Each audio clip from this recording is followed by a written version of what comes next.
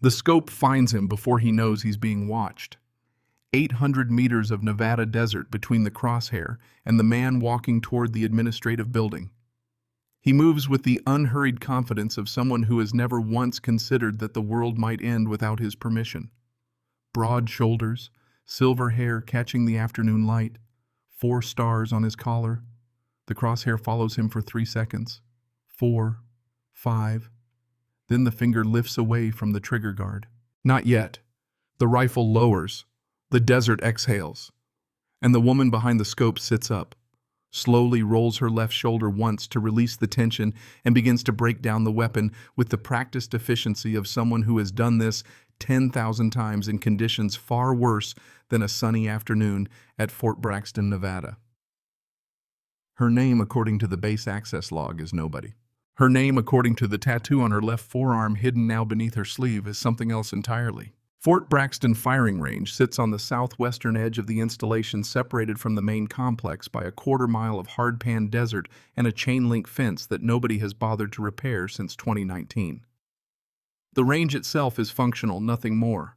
Concrete firing positions, sand berms downrange, an equipment shed that smells of gun oil and old coffee, a water cooler that works maybe 60% of the time.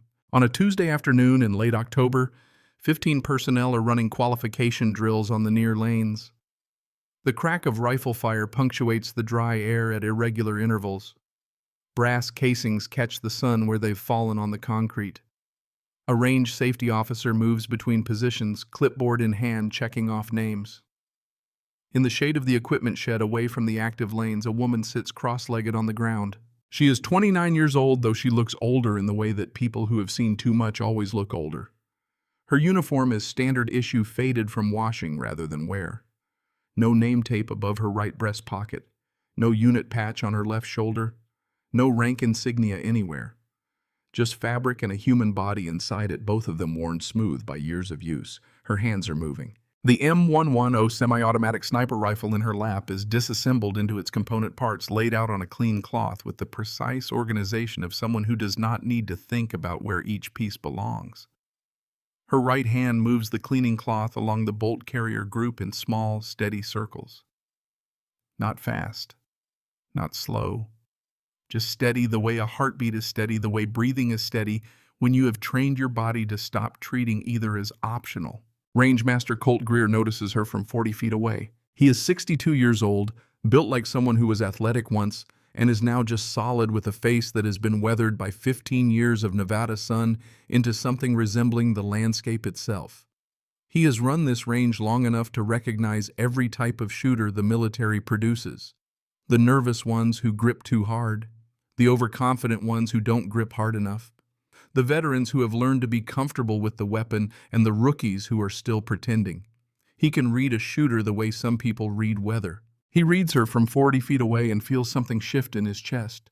The angle of her wrists, the way the cleaning cloth moves, the positioning of her index and middle finger on the bolt carrier index and middle, not thumb and index, the grip you use when you need to reassemble in low light conditions without being able to see what you're doing.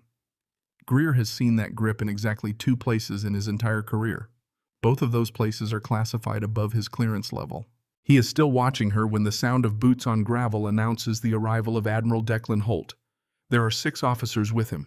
They come around the corner of the equipment shed in a loose formation.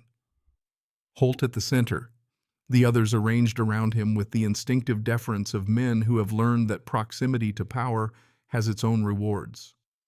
They are in from Washington for 2 days of installation reviews and range certifications. They are wearing crisp uniforms and the expression of senior officers who are performing competence for each other's benefit.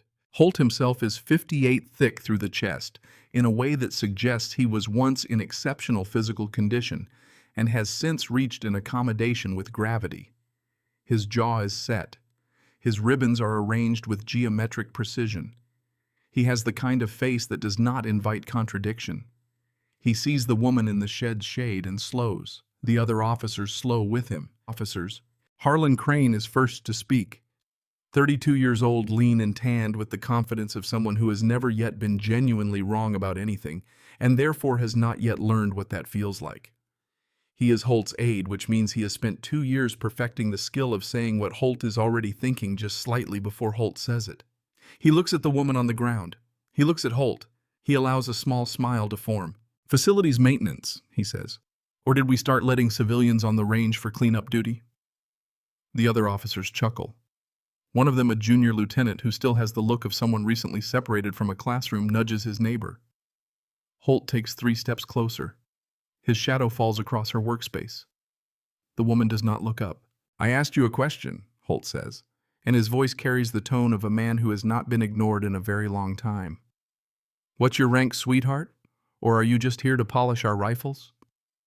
The laughter that follows is easy and comfortable, the laughter of men in a group who know which direction the power flows. The woman's hands do not stop moving. The cloth continues its small circles along the bolt carrier. Her breathing does not change, her posture does not shift. She gives every indication of being a person who has simply not heard anything that required her attention. Crane steps forward. "The Admiral spoke to you." She sets down the bolt carrier, places the cleaning cloth beside it with the same care she has given to every other movement. Her fingers are steady, no tremor, no hesitation. When she raises her head, her eyes are gray-green, the color of water before a storm. They find Holt's face and hold it without anger, without challenge, without any readable emotion at all. "No rank to report, sir." Her voice is quiet, level, the kind of voice that has learned not to give anything away. "Just here to shoot." Crane makes a sound that is not quite a laugh. "Just here to shoot." He looks at the Admiral. "You hear that, sir? She's just here to shoot." "Maybe someone should help her," another officer suggests. "Show her how the safety works. Make sure she doesn't embarrass herself." Holt studies her for a moment. Something about the stillness of her bothers him in a way he cannot immediately name. He has given that same tone to hundreds of enlisted personnel over the years, and every single one of them has responded with deference, with nervousness, with something. This one gives him nothing, and nothing in his experience is never actually nothing. But the moment passes. He gestures toward the firing line. "By all means," he says, "show us what you can do." She stands without using her hands. One fluid motion from cross-legged to vertical. The kind of movement that requires core strength. Most people have trained out of themselves by their mid-20s. She picks up the rifle, already reassembled. Nobody saw her do it. The component simply became a weapon again while they were talking, checks the chamber with a glance that takes less than a second, and walks to lane 7. Greer is moving before he consciously decides to. His boots carry him to the edge of the active area, angling for a sight line to lane 7. The thing crawling up his spine has a name now, or nearly one, sitting right at the edge of recognition, the way a word sometimes sits at the edge of memory. She settles into position at the bench. Left hand under the forestock, right hand on the grip. Body squared behind the weapon with the kind of alignment that is either natural talent or 10,000 hours of practice, and natural talent does not produce that particular grip angle. She makes one adjustment to the rear bag, a fraction of an inch. Then she goes still, completely still, the way a held breath is still. "Somebody want to get her some training wheels," Crane calls from the tower railing, where he has positioned himself with the casual cruelty of someone who has never considered that the universe might not be arranged in his favor. She does not react. She breathes. 4 counts in, 4 counts held, 4 counts out. The pattern repeats. Her finger stays outside the trigger guard. Her cheek rests against the stock with the gentleness of long familiarity. Greer is close enough now to see her grip, to see the exact positioning of her thumb along the receiver, to see the angle of her cheekbone against the stock. His heart rate increases. He knows this. He knows this the way you know a piece of music you heard once in a specific place during a specific year of your life and never forgot, even though you tried, even though you told yourself you had. "Whenever you're ready," Holt calls out, and his voice carries the patience of someone who is not actually patient at all. "We haven't got all day." Her breathing changes. 3 cycles. In, hold out. In, hold out. In, hold out. On the 4th cycle, at the bottom of the exhale, when her lungs are at their emptiest and her body is at its absolute stillest, her finger moves to the trigger. The first shot breaks clean. The rifle speaks once. Recoil absorbs into her shoulder with the smoothness of long practice. She does not pull her head from the scope, She works the bolt, one motion mechanical in certain chambers, the next round settles, breathes. Second shot, third, fourth, fifth. Total elapsed time from the first shot to the last 18 seconds. Greer does not need to check the target monitor. He checks it anyway. He raises the spotting scope to his eye and ranges downfield to the 800-meter mark. The target is a standard silhouette, black on white with concentric scoring rings. In the exact center of the highest value zone, there are 5 holes. 5 holes clustered so tight they nearly overlap, centered on the bull with the geometric precision of something done by a machine rather than a human being holding a rifle in variable desert wind. He lowers the scope. His hands are not quite steady. On the tower railing, Crane has gone quiet. The other officers are staring at the monitor screen where the automated camera feed displays the target in close-up, and the scoring system renders its judgment in bright green numbers. 5 shots, 5 tens, perfect score, 800 meters, 18 seconds. Check the equipment, Holt says. His voice is controlled, but something has left it. Make sure the rangefinder is calibrated. Calibrated every morning, sir, Greer says. That's protocol. It's accurate. Check it anyway. A junior officer jogs downrange with a handheld laser rangefinder, takes 3 readings, radios back. Distance confirmed, sir, 800 meters plus or minus .5. Crane pushes off the railing. Lucky shots. Wind was favorable. He looks at the woman who has sat back from the rifle and is resting her hands loose in her lap, face still and calm as if she has just done something completely ordinary. What kind of glass are you running? Has to be something modified. She looks at him with those gray-green eyes. Standard Leopold Mark V, she says. Same as everyone else. That's impossible. Lieutenant, Holt's voice cuts quiet and flat. Get the rifle. Crane walks to lane 7, picks up the weapon, turns it over in his hands with the thoroughness of a man looking for something to find. He checks the scope mounts, the trigger assembly, the barrel crown, the serial numbers. His face gets progressively tighter as he finds nothing except a well-maintained, completely standard-issue M11 with a standard-issue optic and no modifications of any kind. He sets it down harder than he needs to. Fine, he says. 1 good string. Doesn't make you a sniper. Greer takes 1 step forward, opens his mouth. Range master. Holt's voice doesn't rise. It doesn't need to. Stand down. Thank you for your input. Greer's mouth closes, but his eyes stay on the woman. She meets his gaze for 1 moment, and in that moment something passes between them that has no name, but occupies the space where recognition lives. Then she looks away, back to the rifle. Her hands begin moving through the disassembly sequence without looking at what they're doing. Holt walks to lane 7, boot heels on concrete. He stops beside the bench, arms crossed, studying her with the focused attention of a man who does not like puzzles he cannot solve. Where did you train? Various locations, sir. That is not an answer. It's the answer I'm authorized to give, sir. Crane moves closer. You're not authorized. You don't have clearance. You're just some nobody who got lucky. He leans in. I've seen it before. People who memorize 1 range, 1 setup practice a single trick to impress senior officers. That's what this is. She does not respond. She continues breaking down the rifle. Muscle memory doing the work while the rest of her stays quiet. Holt straightens. If you're really as good as that 1 string suggests, you'll have no problem proving it again under more rigorous conditions. A pause. Official qualification test. Tomorrow morning, 0800. Different range, 1,000 meters, time limit, everything documented. His voice drops to something quieter and more deliberate. If you pass, you get certified. If you fail, you're off my range permanently, and I'll make certain everyone knows exactly what you are. She pauses, bolt carrier halfway out. What would you like me to demonstrate, sir? That it wasn't luck, that you are what that string suggests, or that you're not. Holt turns. 0800, bring your own gear. The officers move away, voices rising again behind them, comfortable and casual, the sound of men who have already decided how tomorrow ends. Greer waits until they are out of earshot. Then he pulls out his radio and switches to the encrypted command channel. He steps away from everyone, moving to the far edge of the range where the chain-link fence meets the equipment shed's shadow. His hand on the radio is not steady. Control, this is Rangemaster Greer at Braxton. I need to flag something. Off record. The response crackles back. Go ahead, Greer. Shooter on lane 7 today. Female late 20s, no visible rank or unit identification. Shot 5 perfect 10s at 800 meters in 18 seconds with standard gear. He pauses, swallows. I need to run a quiet check on her. Off the books. I think, hold 1.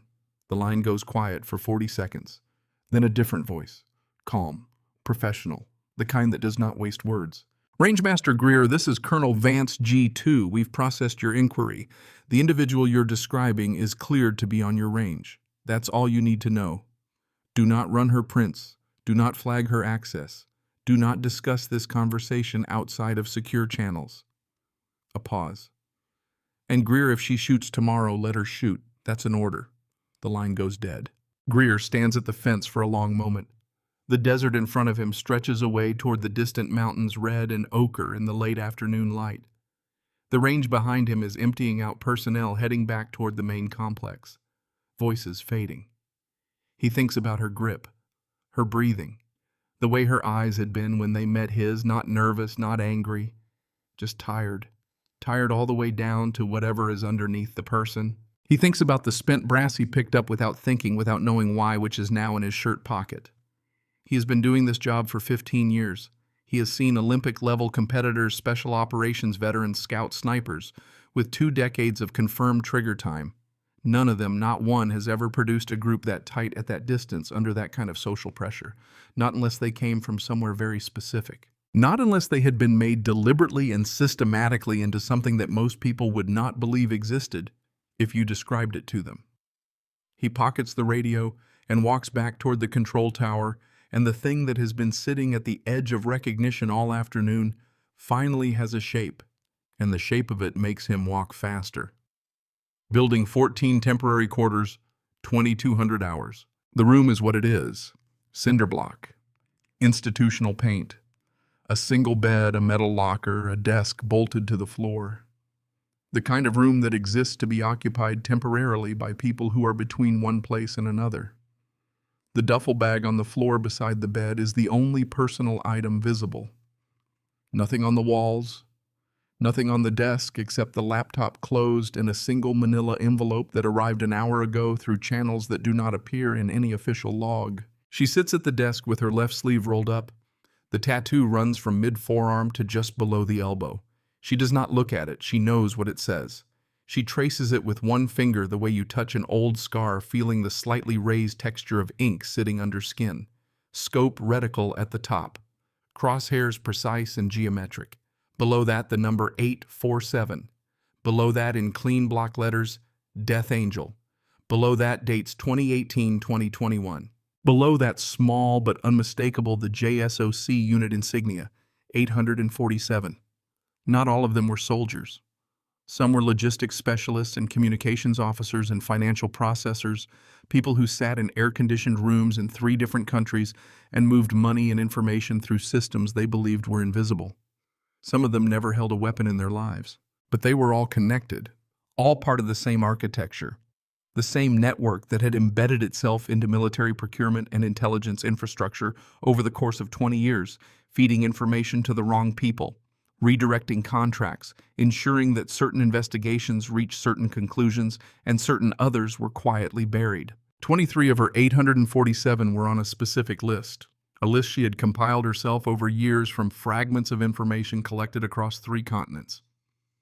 23 people who were connected directly or through 1 or 2 degrees of separation to a car bombing outside a residential address in Fairfax, Virginia on a Tuesday morning in March 2008. 23 people who believed they had gotten away with killing Brigadier General Thomas Voss.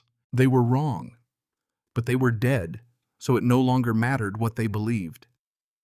She opens the manila envelope, inside 2 photographs and a folded note. The first photograph shows Admiral Declan Holt leaving the base housing area, timestamp 1847 hours today. In the background, barely visible at the edge of the frame, a dark sedan is parked facing the exit, tinted windows. The model and configuration are ones she would recognize anywhere.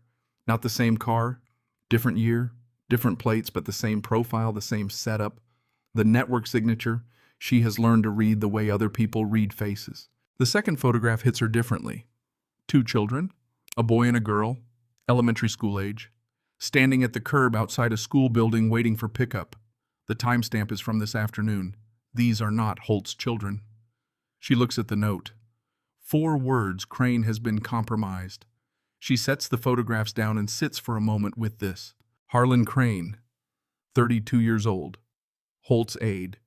The one who called her sweetheart. The one who grabbed at the rifle with the entitled certainty of someone who has never once had to consider that the thing he is reaching for might reach back. He has a wife, 2 children.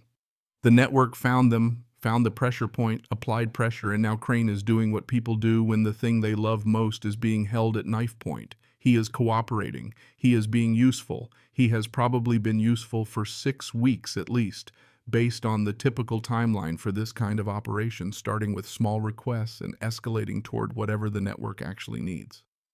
What they need is Holt dead before he testifies. She understands now why today happened the way it did. The casual cruelty on the range was not random. Crane had been told to make sure anyone who got close to Holt was neutralized, discredited, removed, driven away. When she appeared, he did what he was told. He does not know who she is. The network does not know she is alive. As far as every official record in every secure database is concerned, Captain Reva Voss, JSOC sniper. Operations call sign, Death Angel, died in Kandahar in 2021 during a mission that does not officially exist. She picks up the first photograph again, the sedan in the background. In 2008, a dark sedan was parked outside her father's house for 3 days before the bombing. Her mother had noticed it but said nothing. You did not call the MPS every time someone parked on your street. Reva had been 13 years old, and she had noticed it too, and she had thought nothing of it. And then her father drove to work on a Tuesday morning and died 2 blocks from home, and the investigation concluded mechanical failure, and the sedan disappeared, and the world moved on. The world moved on. She did not. She folds the photographs back into the envelope and slides it under the mattress. Then she gets up, crosses to the desk, and begins to work. There is no nostalgia in the planning, no grief, not right now. She lays out what she knows in clean lines on a single sheet of paper. Holt is the target. Crane is compromised. Someone in a position of significant authority on this installation is running network coordination. From the inside, the children in the photograph are leverage and therefore still alive and likely within 30 minutes of the base. In the margin of the paper, almost without thinking, she writes a name. Not a target's name, a location designation, one she has been tracking for 3 years through fragments and inference. A senior coordinator who has never appeared in any document with a face attached, who has run Fort Braxton's piece of the network for over a decade from behind the cover of a trusted command position. Colonel Elise Merritt, Deputy Commander Fort Braxton. Reva has not confirmed it beyond reasonable doubt. Not yet. But the financial pattern fits. The access level fits. The timeline of network escalation at this installation maps precisely to Merritt's arrival in 2013. Tomorrow, after everything else is done, the confirmation will come one way or another. She folds the paper, pockets it. She thinks about Holt's face when she said 800 meters and the room laughed. She thinks about the way his expression had changed after the shots from amusement to something harder to name. She thinks about what he does not know. He does not know she is Thomas Voss's daughter. He does not know she has been hunting the network that killed her father for 6 years in JSOC and 3 years in the silence after her official death. He does not know that she came to Fort Braxton deliberately, that she has been watching this installation for 11 weeks, that the day she walked onto that range and sat down in the shade of the equipment shed was not the first day she had been watching him. Tomorrow she needs him to see her shoot before she tells him the truth, because she knows from 16 years of working in systems that do not function the way they are supposed to function, that a 29-year-old woman with no name and no rank claiming to be a dead JSOC operator with intelligence about a conspiracy targeting a 4-star admiral will be dismissed before she finishes the second sentence. But a 29-year-old woman who puts 5 rounds into the bull at 1,000 meters under official test conditions and documented observation becomes something that cannot be dismissed. She becomes evidence.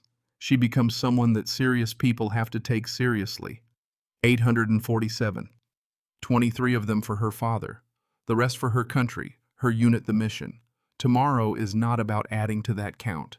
Tomorrow is about making sure Holt lives long enough to stand in front of a closed session of Congress and say what he knows. Making sure the people who murdered Thomas Voss, who broke her in that basement room in Kandahar, who have spent 20 years treating the United States military as their personal financial instrument, finally answer for it. She does not sleep until after midnight. When sleep comes, it comes without ceremony, eyes closed, breathing slowed, the same discipline applied to rest as to everything else. She does not dream about the basement room. She does not dream about Kandahar. She dreams about a kitchen in Fairfax, Virginia, morning light through yellow curtains, her father making eggs and talking about nothing, the warmth of an ordinary Tuesday before the world changed. Outside, Fort Braxton settles into its nighttime rhythms. Somewhere across the installation in the senior officers' quarters, Declan Holt sleeps without knowing that the woman he dismissed this afternoon has been watching him for 11 weeks, that she knows more about the threat against him than his own security detail, that tomorrow morning she is going to do something in front of witnesses that he will not be able to explain away or ignore. And somewhere on the south side of the installation's perimeter, a dark sedan sits with its engine off and its lights out facing the road, watching, waiting for tomorrow to arrive. The qualification range on the far side of Fort Braxton was built for exactly this kind of morning. Concrete firing positions with measured sight lines, standardized target arrays at fixed distances, camera systems covering every angle from 3 elevated positions, nothing improvised, nothing approximate, the kind of infrastructure that exists to produce documentation, to create records that survive inquiry, to ensure that whatever happens here happens on the record and stays there. Admiral Declan Holt arrived at 0745 with 4 officers and a certainty that had not quite survived the night intact. He would not have admitted this. He was 58 years old and had spent 36 of those years in an institution that rewarded the appearance of certainty above almost everything else, and the habit was too deep to surface as doubt. But something had shifted in him in the small hours, in the honesty that comes at 3 in the morning when the mind stops performing and starts simply processing. He had watched the range footage twice before bed. The automated camera on lane 7 had captured everything, her settling into position, the rifle barely moving with each shot, the bolt working with the rhythm of a machine. He had watched it and then sat in his chair for a while doing nothing, which was not something he did. Crane arrived 2 minutes behind him, carrying a clipboard thick with range regulations, equipment specifications, and scoring criteria. He had been at his desk since 0500. He looked like someone who had been awake since before that, the hollowness around his eyes suggesting not an early start but a sleepless night. Holt noticed, said nothing. By 7:55, word had moved through the installation the way word always moves in closed communities, not through any official channel, but through the capillary action of people talking to other people in hallways and over coffee. The mystery shooter. The woman who embarrassed the Admiral. The one who put 5 rounds in the bull at 800 meters with standard gear in under 20 seconds. People came to see her fail. Rangemaster Colt Greer stood near the control booth with his hands in his pockets and his face arranged into the careful neutrality of a man who knows more than he is permitted to say. He had not slept well. The phone call with G2 sat in him like a swallowed stone, its weight constant, its edges sharp. He watched the entrance. At exactly 800, she walked through the gate. Same uniform, no insignia, rifle case in her right hand. She moved through the assembled crowd the way water moves through gaps, not around people, but simply forward, finding the path of least resistance without adjusting her pace or her direction. Her eyes were fixed on lane 3. Crane stepped into her path before she reached it. Equipment inspection before you shoot. He held out his hand for the case. Regulations. Any shooter using personal weapons submits to pre-qualification check. She set the case on the ground, flipped the latches, stepped back. Crane crouched over it. He went through every component with the systematic attention of a man looking for something specific and growing progressively more frustrated by its absence. Stock, receiver, barrel, scope. Serial numbers cross-referenced against the logbook he had brought for exactly this purpose. Trigger pull, measured with a gauge he had borrowed from the armory at 0600. Everything checked, everything documented, everything passed. He closed the case, stood. "You're cleared." The words came out flat, stripped of whatever satisfaction he had anticipated finding in them. "But understand, today is 1,000 meters. Variable wind, different elevation. 3 attempts, 5 shots each. Minimum score 45 out of 50 to qualify. Everything on camera."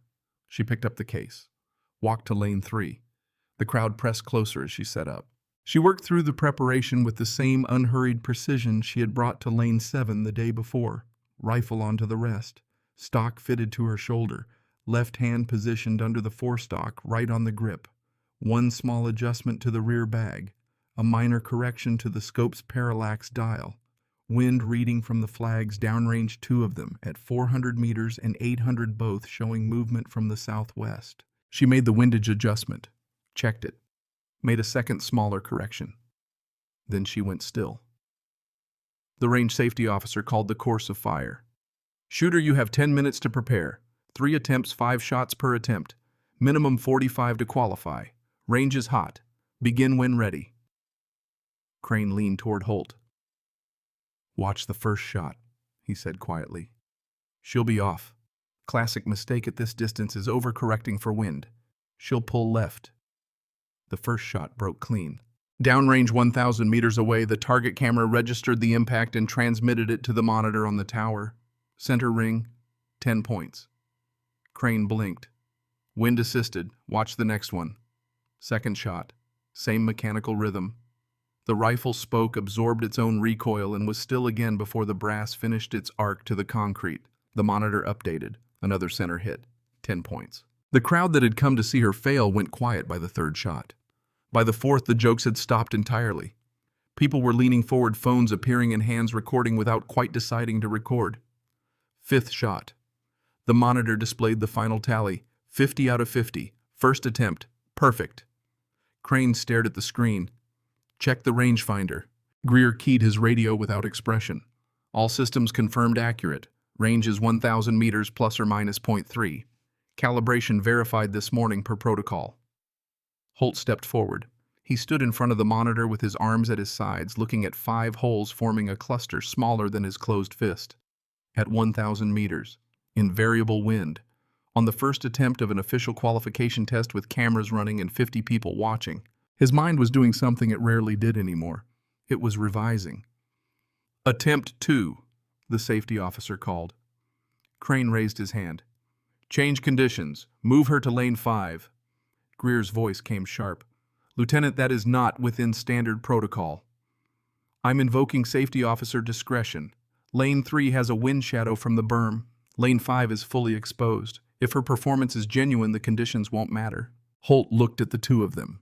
Then at lane 5, sitting fully open to the southwest wind flags, downrange snapping harder than the ones on lane 3. "Do it," he said.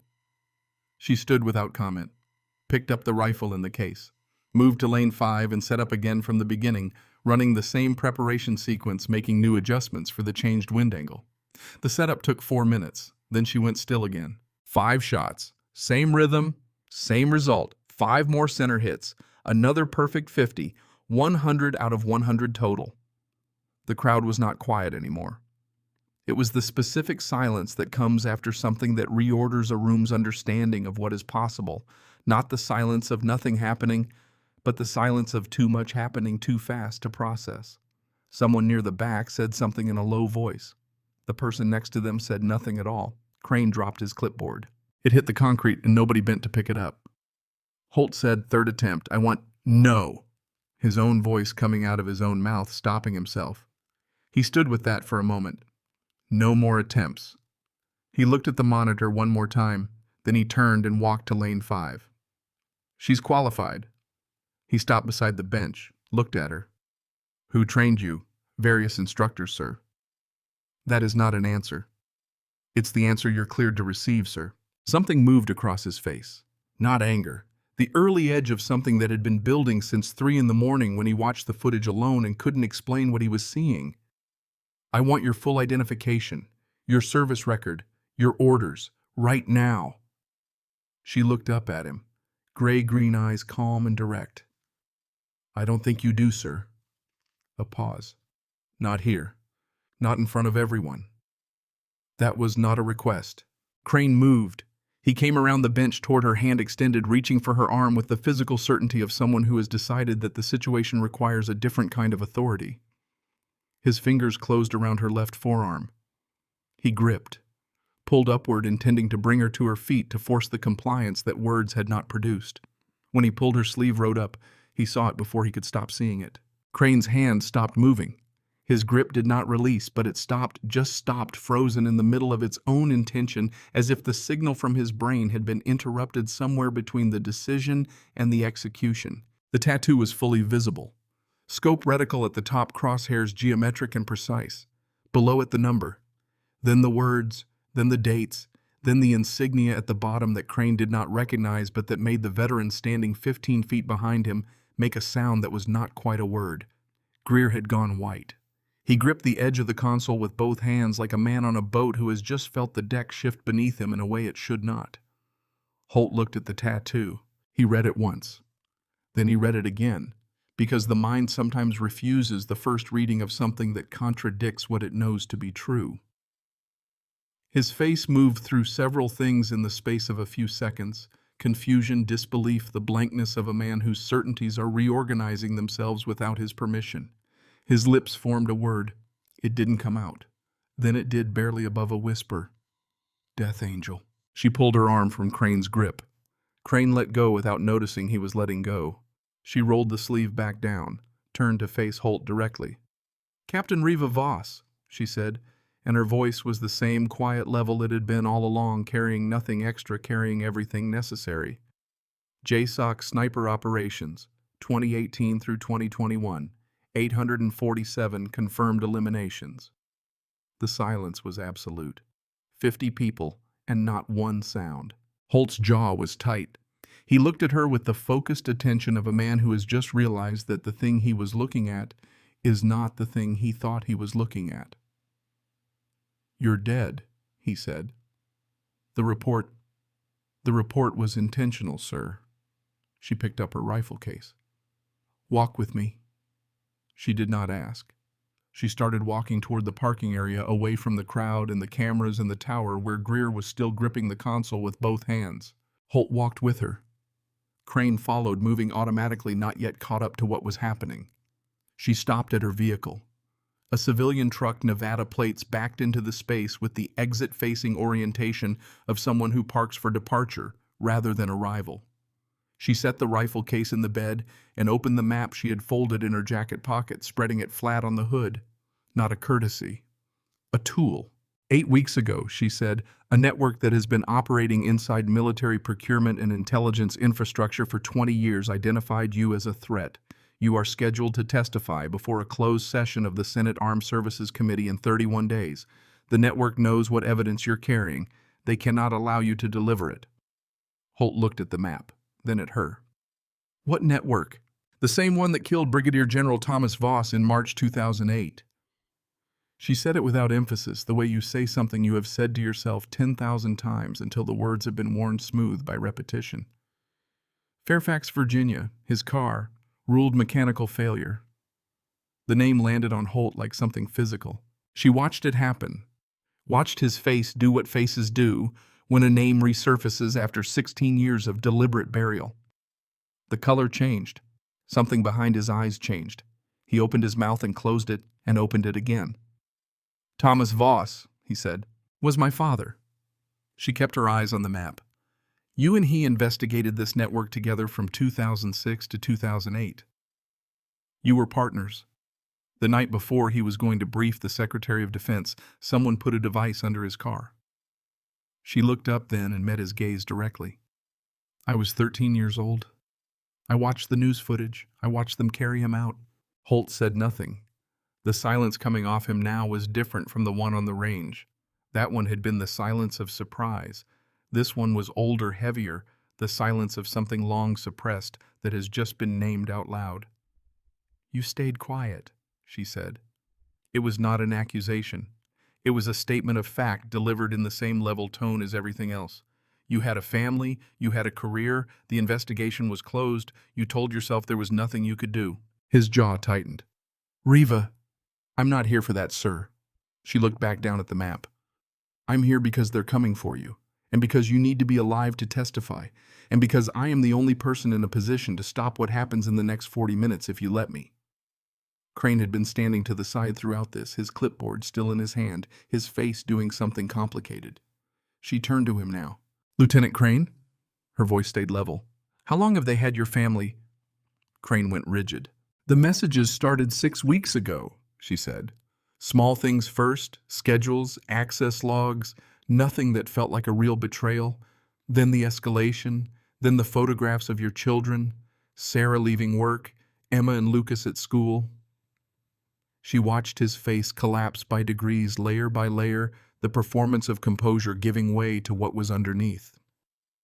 "They told you to interfere with anyone who showed unusual interest in the Admiral. Yesterday when I appeared, they told you to make sure I failed publicly." Crane's voice came out in pieces. "How do you know their names?" "Because the same people who are using you sold me to hostile forces in 2021. I spent 8 months in a basement room while men with blank faces asked me questions I didn't answer." She said this without drama, without any bid for sympathy, just facts. "I know exactly how this network operates. I know their safe houses, their protocols, the way they use leverage, and I know that your wife and your children are being held right now in a warehouse in the industrial district on the south side of this installation." The clipboard fell from Crane's hands for the second time that morning. "I have 43 minutes before they move them to a secondary location," she said. "After that, I lose them." She looked at Holt. "I need you to understand something, sir. Yesterday on Lane 7, I let that happen. I let Crane push me. I let you dismiss me." She folded the map. "Because I needed you to see me shoot before I told you any of this. Nobody believes a woman with no name and no rank who walks up and claims to be a dead JSOC operator with intelligence about a conspiracy. But nobody argues with 847. Nobody argues with 1,000 meters in variable wind." She held his gaze. "I needed you to know who I am before I asked you to trust me." Holt looked at her for a long moment. The 4-star admiral and the dead woman and 16 years of silence between them. "What do you need?" he said. "I need you to stay here, in the open, surrounded by witnesses. The network has eyes on this installation. If you move before I've secured the hostages, they'll activate the contingency and the hostages die." She said it flat and direct. "You need to stand in front of 50 people and look like this morning went exactly the way you planned. Visible, calm, unreachable, for the next 40 minutes. A pause. "While I call in the MPs and federal contacts I've been coordinating with for 3 weeks and go get Crane's family back." She held his gaze. "Can you do that, sir?" Holt's face had settled into something she recognized, not the expression of a man performing authority, but the expression of a man who has made a decision and is now simply in it. "Last time I saw your father," he said, "he told me that the investigation was getting close, that they'd found the financial architecture, that they had names." His voice had gone rough. "I told him to be careful. That's the last thing I said to him." She looked at him. "I should have said more," he said. "I should have done more. When he died and they closed the investigation, I was afraid. I had a family. I told myself there was nothing I could do. I told myself that enough times that I almost believed it." "You're testifying now," she said quietly. "That took something." "It took 31 days on a calendar and a subpoena," he said. "Not the same as courage. It will be when you actually do it." She picked up the rifle case. "Sir, 41 minutes. He straightened. The performance reassembled itself around him, the bearing, the authority, the 4 stars. "Go bring them home." She turned to Crane. He was standing with his arms at his sides and his face open in the way faces go open when the thing a person has been holding together finally stops holding. "I should have gone to someone," he said. "I should have reported it. They showed me proof that they had them and I couldn't." "You made the choice that anyone makes when their family is threatened," she said. "When this is over, you're going to have a chance to make a different one. That's what matters." She looked at him steadily. "Your job right now is to stand next to the Admiral and look like nothing is wrong. Think you can do that?" Crane wiped his face with the back of his hand, nodded once. The nod of a man who does not trust his voice. She got in the truck. As she pulled out of the parking area heading south toward the industrial district, she checked the clock on the dash and made 2 calls on the encrypted line, the MPs she had briefed 3 days ago, and the federal contact who had been waiting on her signal. 40 minutes. She had done more with less. She had done more in worse conditions, with worse odds, with nothing but darkness and training and the discipline of a person who has decided that stopping is not an option. Behind her, Admiral Declan Holt walked back toward the crowd of 50 people who were still processing what they had witnessed, arranged his face into something unreadable, and began the hardest thing she had asked of him. He stood still. He stayed visible. He waited. For the first time in 16 years, he did not look away. The industrial district on Fort Braxton's south perimeter had been built during the Korean War expansion and never quite modernized. Corrugated metal buildings, cracked asphalt lots, sodium lights on poles that worked intermittently and were reported and never repaired. During business hours, maintenance crews and logistics contractors moved through it with the unhurried pace of people doing work that no one was watching closely. After hours, it was the kind of place that absorbed presence without registering it. The warehouse was the third building past the last working light.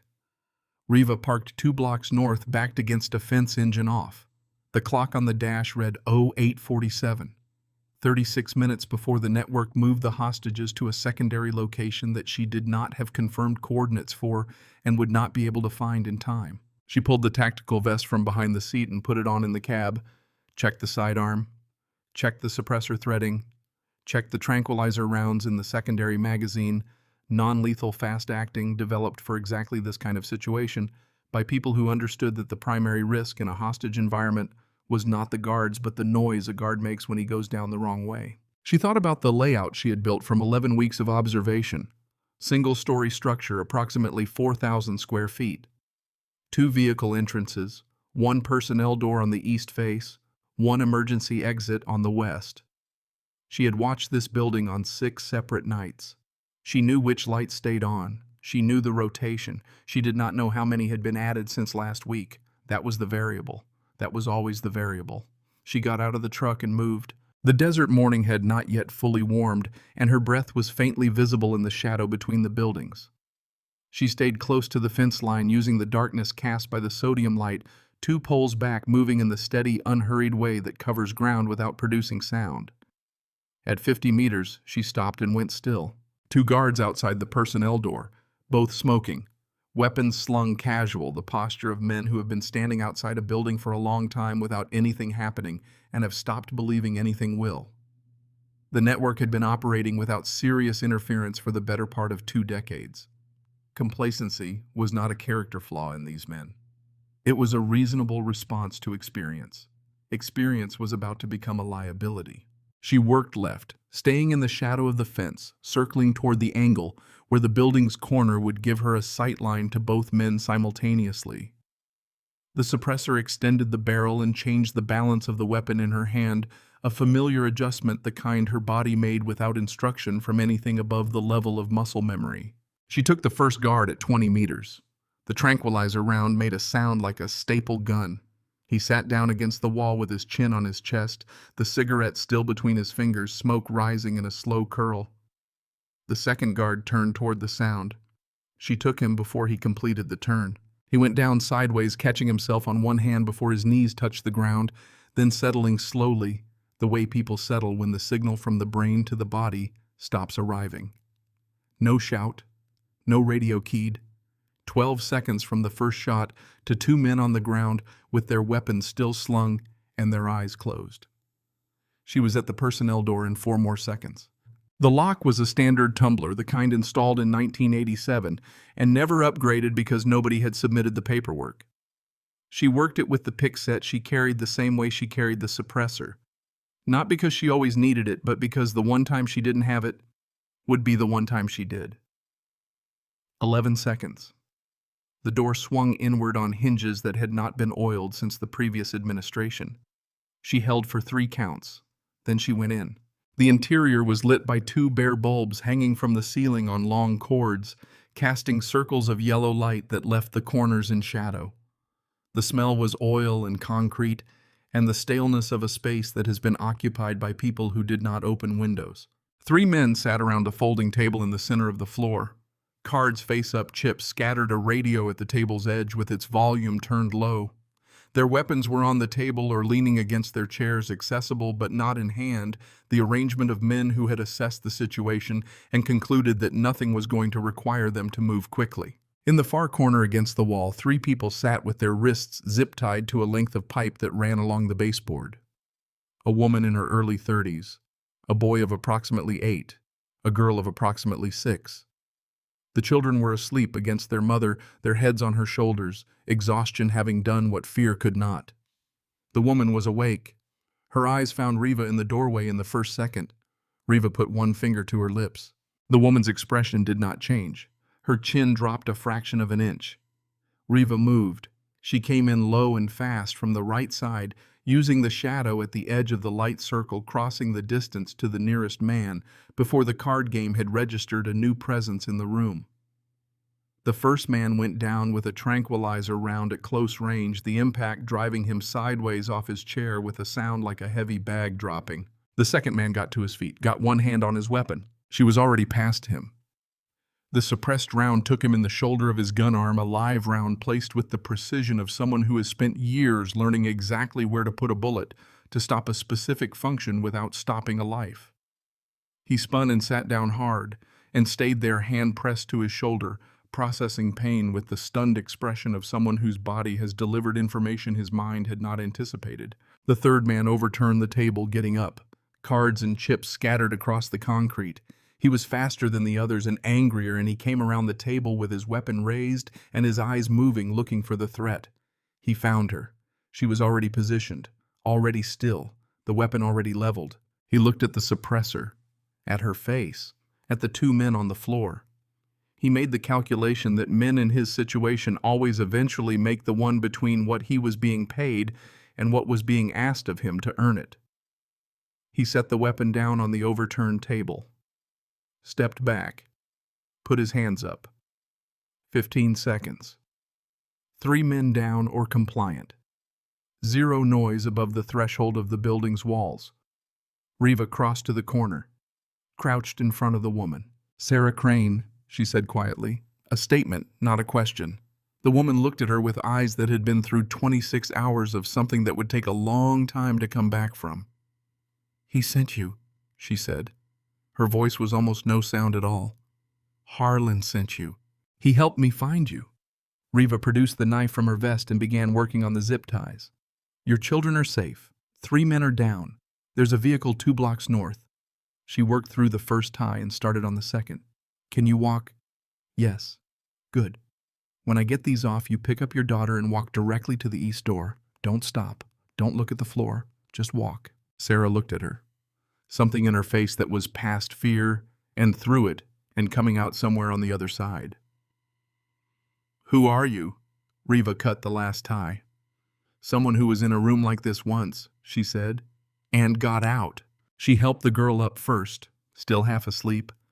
Then the boy who woke fully and looked at the man sitting against the wall, holding his shoulder with the direct, unsentimental curiosity of an 8-year-old encountering something adults would find traumatic. Then Sarah, stiff from hours against the wall, finding her feet with the deliberateness of someone operating on will rather than strength. "East door," Reva said. "Now." She watched them go. Then she turned toward the back of the warehouse where a single door led to the small office she had identified on her 3rd surveillance night as the operational hub of whatever was being run out of this building. 19 minutes remaining. She moved toward the back. The office door opened inward. She kicked it at the handle hard and low, letting the door's momentum carry it fully open before she came through it. Weapon up. Sightlines checked in the first half-second. Corner's desk window to the left, secondary door on the right wall. The secondary door was open. The woman who had been sitting at the desk was no longer sitting at it. Reva heard the footsteps before she processed the decision to pursue boots on concrete, moving fast, heading west toward the emergency exit. The network's senior coordinator at Fort Braxton was not supposed to be here. This building was supposed to be operational, not command level. She had been wrong about that. She went through the secondary door at a run. The corridor beyond it was narrow and unlit, running along the building's back wall between storage shelving on both sides. At the far end, a rectangle of gray light showed where the emergency exit had been pushed open.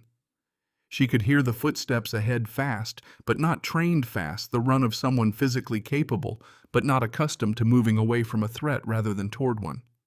Reva ran. The gap closed in 8 seconds.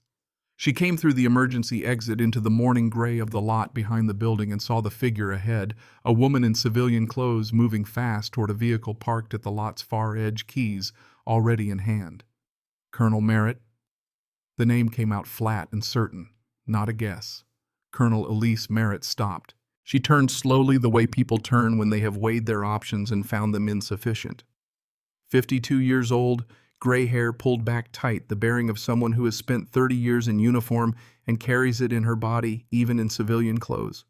Deputy Commander of Fort Braxton. Trusted. Respected. The kind of officer whose name appeared on commendation letters and promotion boards and the dedication pages of training manuals. The architect of the network's Fort Braxton operations for 11 years. She looked at Reva with the assessment of someone who is still calculating. Even now, still looking for the angle, the leverage, the variable that changes the outcome. "Captain Voss," she said. Her voice was steady. "I wondered when you'd find your way here." "On your knees, Colonel.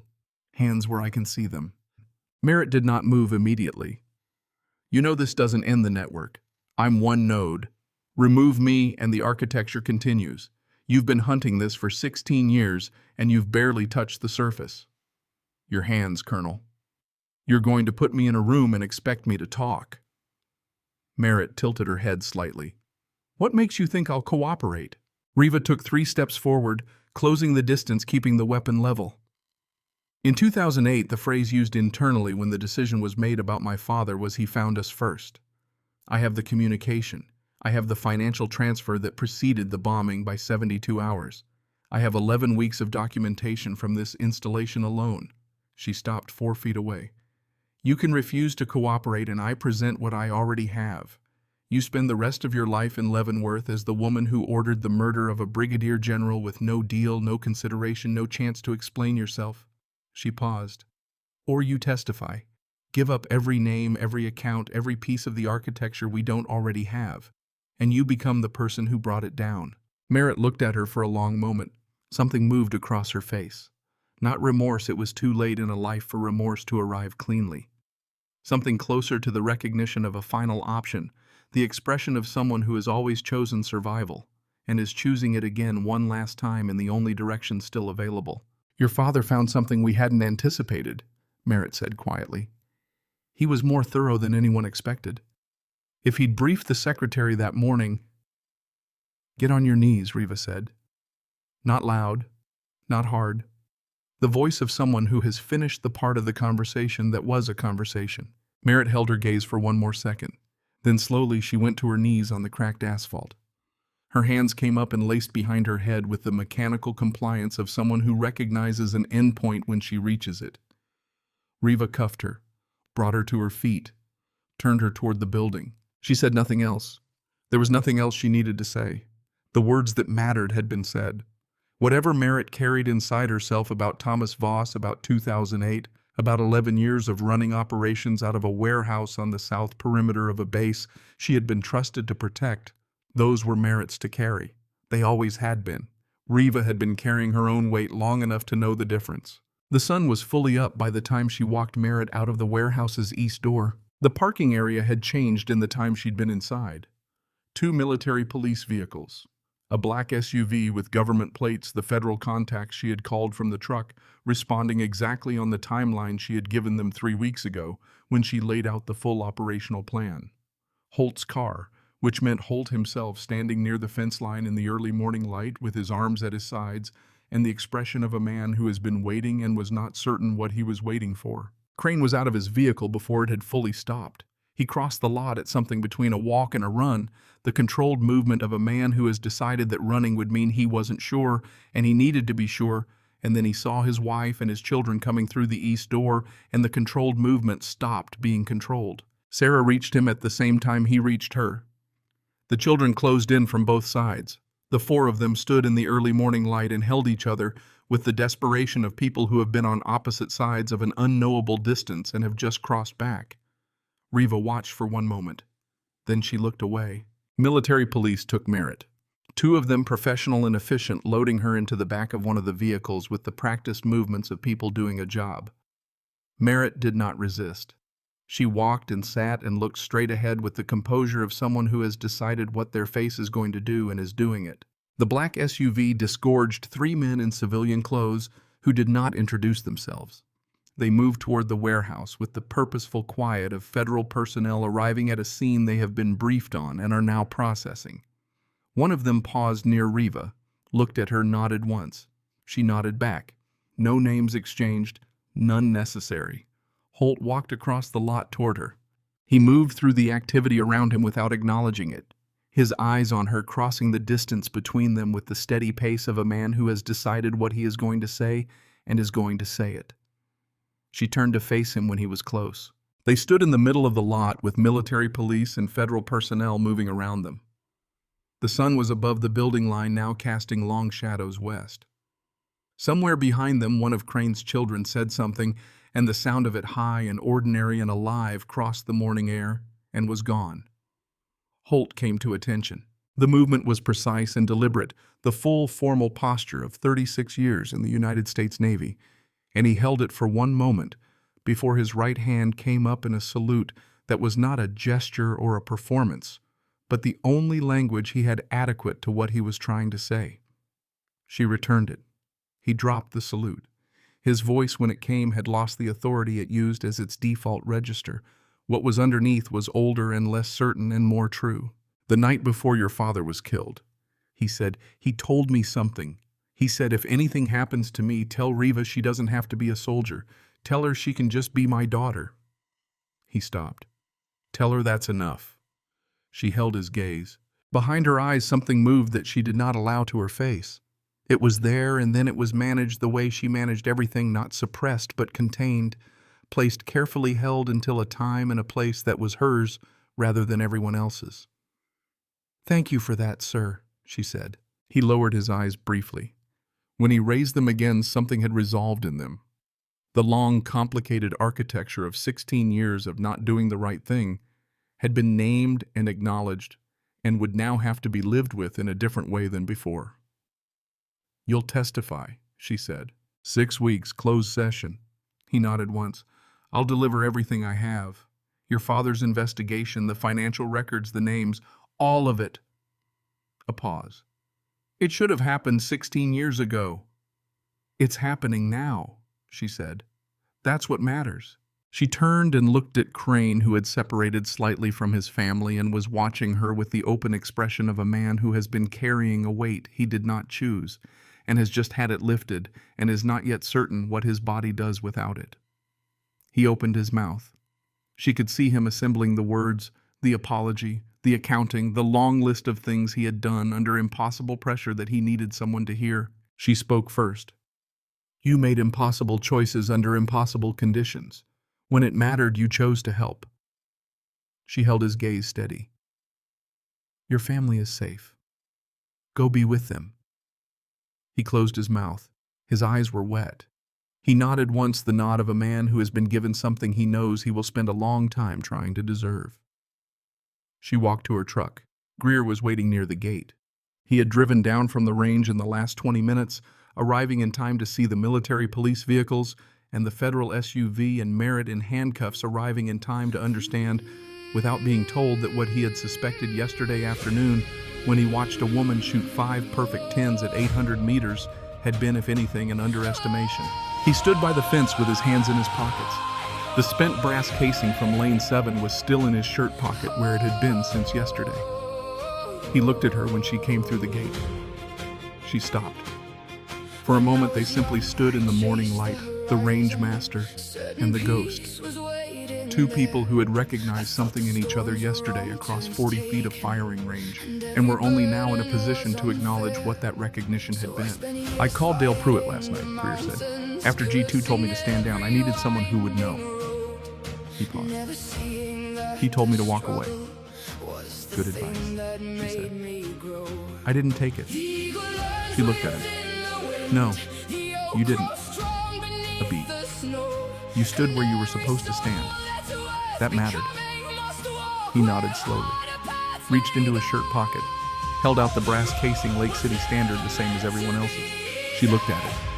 Then she took it, turned it over once in her palm, feeling the weight of it, the ordinary physical fact of a thing that had gone exactly where it was supposed to go. One shot, Creer said, 800 meters, just like every other one. Just like every other one, she agreed. She pocketed the casing and got in the truck. She drove north through the installation toward the main gate, passing the administrative buildings and the motor pool and the commissary opening for the morning's first customers. Fort Braxton was fully awake now, the day shift filling the roads. Everything ordinary and functioning, the vast apparatus of a military installation, doing what it did regardless of what had happened 2 miles to the south in the gray pre-dawn. She passed through the main gate and turned west on the highway. The rifle case was in the truck bed. The tactical vest was behind the seat. The brass casing from Lane 7 was in her jacket pocket. These were the material facts of the morning. Everything else, Merritt in custody, Crane with his family, Holt with his testimony, the network's Fort Braxton node dismantled before 9 in the morning, existed in a register that she would process later in the quiet of somewhere that was not here. She drove for 20 minutes before the phone on the passenger seat vibrated. She did not reach for it immediately. She drove another quarter mile of open Nevada highway, the desert stretching away on both sides, under a sky that was going from gray to pale blue, the mountains to the west, still purple with early shadow. Then she picked it up. The screen showed a photograph. A military installation she did not recognize, different architecture than Fort Braxton, different geography, the vegetation in the background suggesting somewhere in the Pacific Northwest. In the center of the frame, a circled figure. Medium height, dark jacket moving between buildings with the purposeful stride of someone who knows the ground they're walking on. Below the photograph, a note. 4 words. Tower 4. One name remains. She looked at the photograph for a long time. 23 of her 847 had been connected to her father's death. The network had been larger than those 23. It had always been larger, and Merritt's testimony would unravel most of what remained. Most. Not all. Every network has a foundation. A person at the center who built the architecture, who made the first decisions, who had been careful enough and patient enough and insulated enough that 16 years of investigation had never produced their name in a document or their face in a photograph. Until now. She placed the phone face down on the passenger seat and kept driving. The rifle case in the truck bed was cleaned and maintained and ready, as it had always been, as it would remain until the day it wasn't needed anymore. She did not know what the installation in the photograph was called or how long it would take to get there. She did not know if Tower 4 was an asset she could trust or a variable she would need to verify. What she knew was this: 847 confirmed, 23 for her father, the rest for her country. The number was not finished, but it would be. She drove west into the morning. The desert held its silence.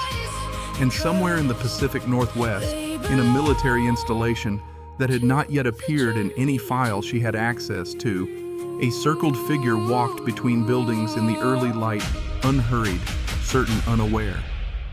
Not for long.